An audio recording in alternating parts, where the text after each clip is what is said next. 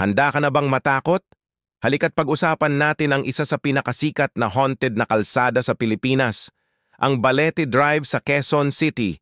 Kilala ang kalsadang ito dahil sa nakakakilabot na mga kwento tungkol sa isang white lady. Sinasabi na bigla na lang siyang nagpapakita sa mga motorista, lalo na kapag madilim at mag-isa kang bumibiyahe.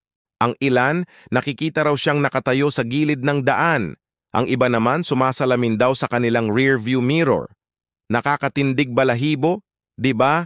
Pero teka, may mas malalim pa palang kwento ang lugar na ito. Bago pa man sumikat ang mga urban legend, ang Balete Drive ay literal na napapalibutan ng malalaking puno ng balete mula pa noong panahon ng Espanyol. Sa ating kultura, ang mga punong ito ay pinaniniwala ang tirahan ng mga engkanto at iba pang elemento. Kaya naman, ang Balete Drive ay hindi lang basta kwento ng multo.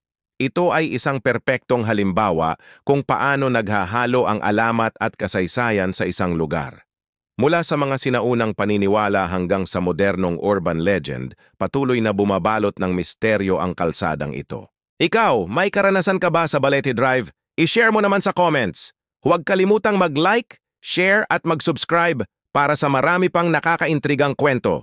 Salamat sa panunood.